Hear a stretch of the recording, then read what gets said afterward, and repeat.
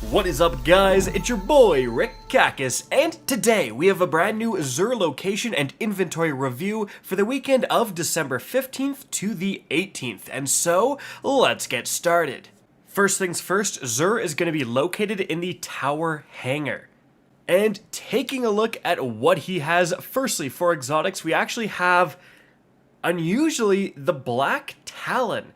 Now the symbol is associated with Forsaken. Potentially you need the Forsaken pack in order to pick this up, but let me know how that works. It's definitely a very interesting exotic available for purchase. Kind of a cool one, a sword that has the ability to slang out some long range attacks, basically like a Dawn Blade but in sword version. Definitely been on the receiving end of those.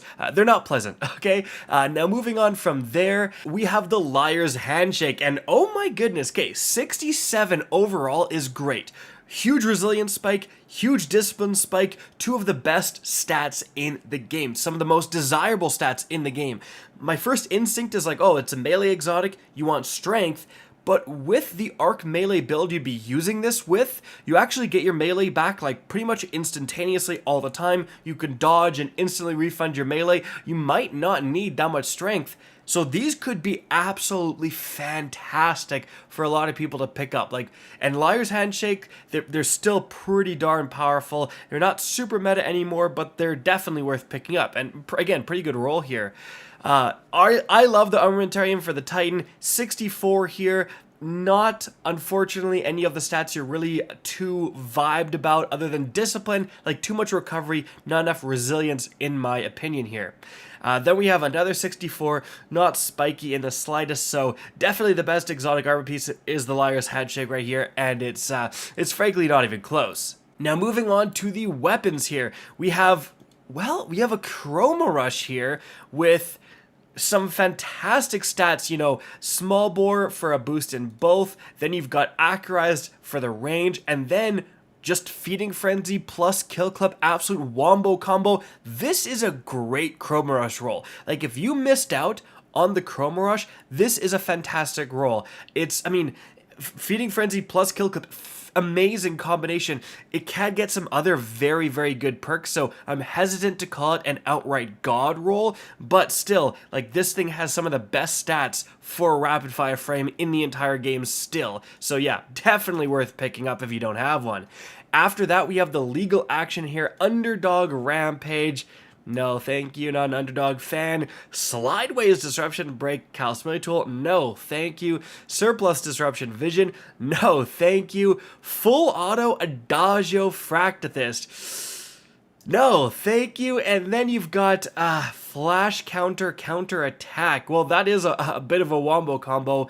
You can block and then attack to weaken the enemy, and then blocking is going to increase your damage. So, like, if your plan is to block and then attack, this is the absolute god roll for you to get. Kind of an interesting roll here, especially if you use the Titan exotic armor piece that is going to give you a bunch of benefits for blocking with swords, and this is the Titan exclusive sword. There's some merit to this, but we're getting pretty darn niche here, to be honest. After that, Killing Wind Adagio Canis Major, not really interested in that. And on the back we have an Eye of the Storm Hawkmoon with full bore for the maximum amount of range. So this is a pretty interesting roll here. Eye of the Storm, a lot of people still undervalue this perk, but especially on console, people love this thing. It wins you a ton of duels in PvP, because as you're shooting the opponent and the opponent is shooting you, you're getting a significant boost to accuracy while your opponent is potentially not. So that can give you a huge edge in a gunfight. So relatively good, actually, Hawkmoon roll here if you are in for that Eye of the Storm perk.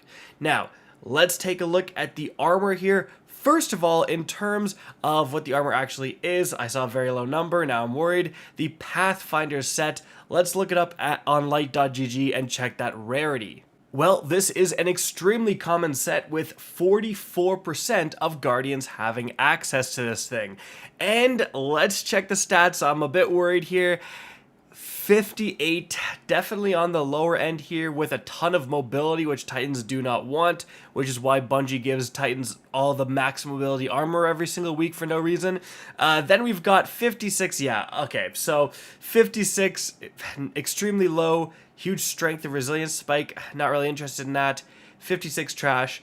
50 absolute garbage. So it looks like, guys, we have another glitched week. For those who don't know, certain armor sets, like whenever they appear in Xur, they just have outrageously low stats compared to normally you'll have everything above 60, right? Bungie has acknowledged this in the past and said this is an absolute glitch, and they can't be bothered to fix it. It's been going on for months and months now. Very unfortunate, but let's go check the other classes here.